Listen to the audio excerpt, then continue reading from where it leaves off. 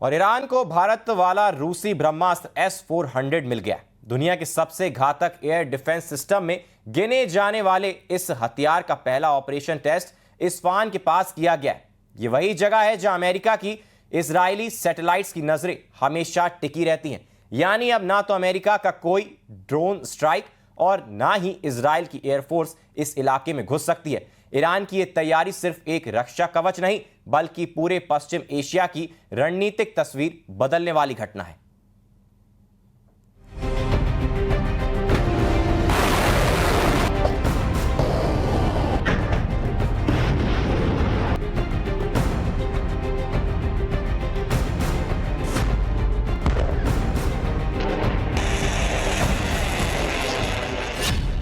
Trade war के बीच America के सामने सबसे बड़ी चुनौती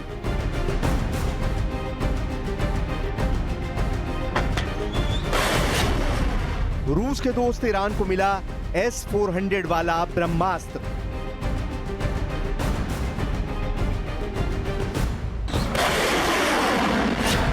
इस्फहान के आसमान में खामनेई की सेना का नया चक्रव्यूह।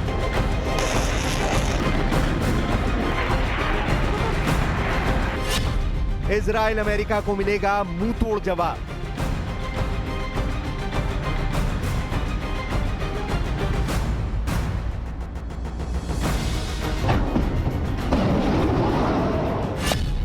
पश्चिम एशिया की राजनीति में सबसे बड़ा समीकरण।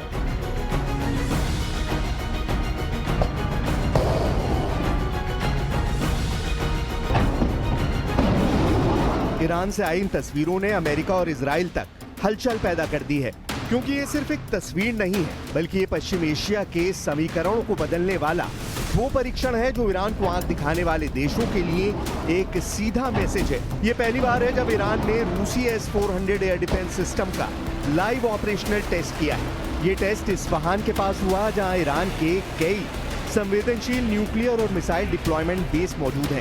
खास बात यह है कि इस ऑपरेशन में ईरान की मिसाइल यूनिट्स और एयरफोर्स की कमांड शामिल थी, यानी सिस्टम पूरी तरह लोकल कमांड में काम कर रहा है। S-400 की रेंज 400 किलोमीटर तक है और ये 36 टारगेट्स को एक साथ ट्रैक कर सकता है। अमेरिका और इजराइल के जासूसी ड्रोन, सैटेलाइट या F-35 जैसी स्टेल्थ टेक्नोलॉजी भी अब यहां खतरे में पड़ गई है।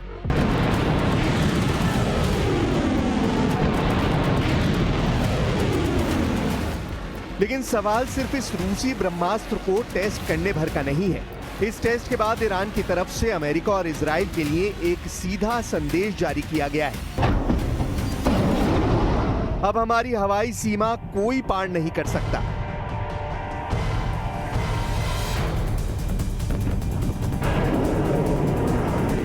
S-400 की रणनीतिक बढ़त, अमेरिका इजराइल की हेकड़ी के खिलाफ करारा जवाब।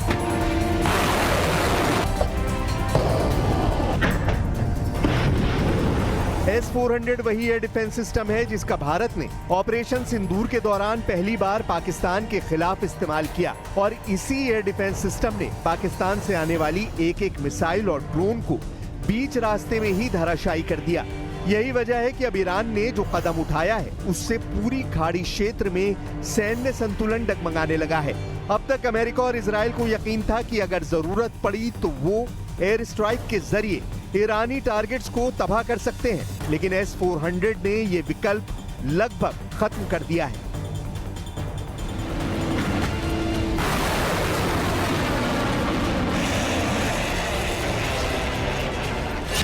सीरिया में रूस ने जब S-400 तैनात किया था, तब अमेरिका को अपने फाइटर जेट हटाने पड़े थे।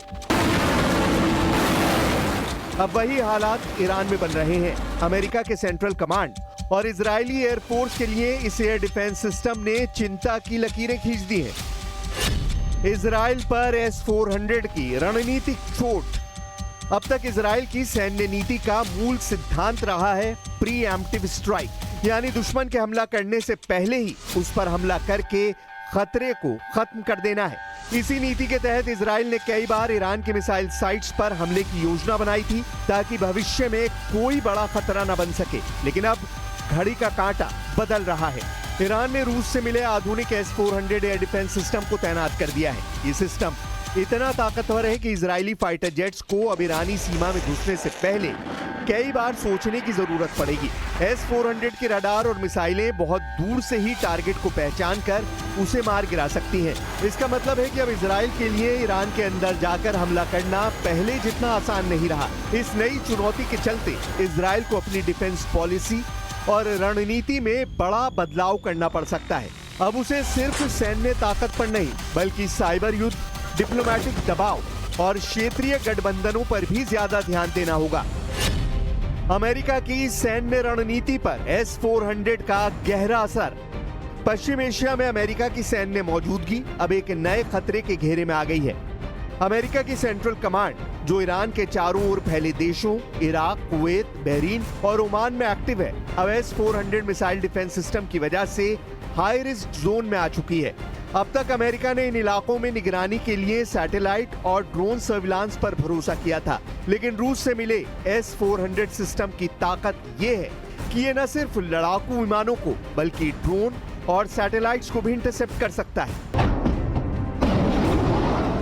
इसका मतलब है कि अमेरिका के निगरानी सिस्टम पर ईरान ने रूस की मदद से बड़ी चोट कर दी है। इससे अमेरिका की रणनीति पर कई स्तरों पर असर पड़ सकता है।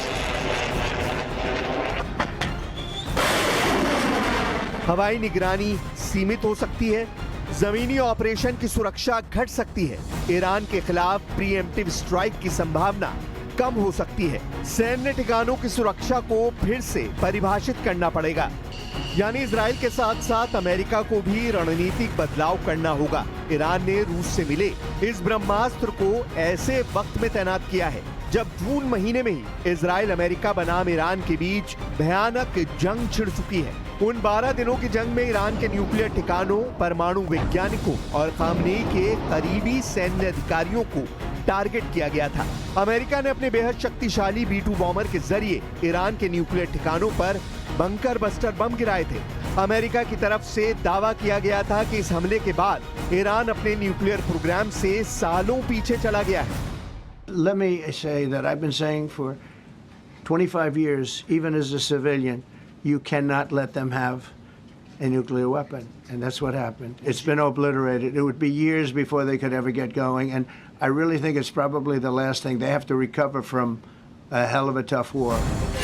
क्या अमेरिका और इजराइल के पास S-400 का कोई तोड़ है? अब बड़ा सवाल यही है, क्या अमेरिका इजराइल के पास रूस के S-400 मिसाइल डिफेंस सिस्टम को मात देने की कोई तकनीक है? तो इसका जवाब है बहुत सीमित। इजराइल के पास कुछ एंटी रडार मिसाइलें हैं, जैसे हार्पी। ये दुश्मन के रडार को निशाना बनाकर उसे खत्म करने के लिए बनाई गई है। डेलीला, ये एक स्मार्ट मिसाइल है जो टारगेट को पहचान कर हमला करती है। लेकिन दिक्कत यह है कि ये मिसाइलें S-400 की रडार रेंज से बाहर रहना ही पसंद करती हैं, यानी सीधे टकराव से बचती हैं। इसका मतलब है कि इजराइल के पास S-400 को निष्क्रिय करने की कोई भरोसेमंद रणनीति नहीं है, जबकि अमेरिका के पास कुछ लो ऑब्जर्वेबल ड्रोन है, यानी ऐसे ड्रोन जिन्हें रडार पर पकड़ना मुश्किल होता है, लेकिन इनमें स्ट्राइक पावर नहीं होती, यानी ये सिर्फ निगरानी कर सकते हैं, हमला नहीं। S-400 की ताकत यह है कि ये बहुत दूर से टारगेट को पहचान सकता है, एक साथ कई टारगेट को ट्रैक कर सकता है, हाई स्पीड और हाई ऑल्टीट्यूड पर उड़ने वाले टारगेट को भी गिरा सकता है। ईरान रूस गठजोड़, अमेरिका की जवाबी कार्रवाई। लेकिन सबसे बड़ी बात यह है कि ईरान की तरफ से रूस के इस ताकतवर एयर डिफेंस सिस्टम S-400 का परीक्षण उस वक्त किया गया जब रूस और अमेरिका के बीच तनाव अपने चरम पर है। ट्रंप की तरफ से बार बार रूस को धमकी दी जा रही है। यूक्रेन से युद्ध खत्म करने के लिए 10 दिन की मोहलत रूस को दी गई है और सेकेंडरी सैंक्शन के जरिए रूस को अमेरिका की तरफ से धमकाया जा रहा है। S-400 की तैनाती ने जहां ईरान को रूस की तकनीक से लैस कर दिया है, वहीं अमेरिका ने इस बढ़ते सैन्य और आर्थिक गठजोड़ को रोकने के लिए कड़े कदम उठाए हैं। अमेरिका ने 24 कंपनियों पर लगाए प्रतिबंध। अमेरिकी विदेश मंत्रालय ने उन कंपनियों पर प्रतिबंधों का ऐलान किया है जो ईरान से प्रतिबंधित रसायन और पेट्रोकेमिकल उत्पादन खरीद रहे हैं। इसमें भारत की 6 कंपनियां, चीन की 7 कंपनियां, UAE की 6 कंपनियां, हांगकांग की 3 कंपनियां, तुर्की और रूस की एक कंपनी शामिल है। अमेरिकी विदेश मंत्रालय का कहना है कि इन कंपनियों ने 2024 में ईरानी मूल के 1000 करोड़ रुपए से ज्यादा के उत्पाद यूएई के रास्ते मंगवाए। अमेरिका का आरोप है कि यह पैसा ईरान के न्यूक्लियर प्रोग्राम को फंड करता है, आतंकी संगठनों की फंडिंग में इस्तेमाल होता है। अमेरिका के इस प्रतिबंध का असर यह हुआ कि इन कंपनियों की अमेरिका से जुड़ी सभी संपत्तियां फ्रीज कर दी गई हैं। अमेरिकी नागरिक और कंपनियां अब इनसे कोई लेन देन नहीं कर सकती। ये कदम एग्जीक्यूटिव ऑर्डर 13846 के तहत उठाया गया है। ये पूरी कार्रवाई दिखाती है कि अमेरिका अब सिर्फ सैन्य स्तर पर नहीं बल्कि आर्थिक मोर्चों पर भी ईरान और उसके सहयोगियों को घेरने की रणनीति बना रहा है। We expressed our concern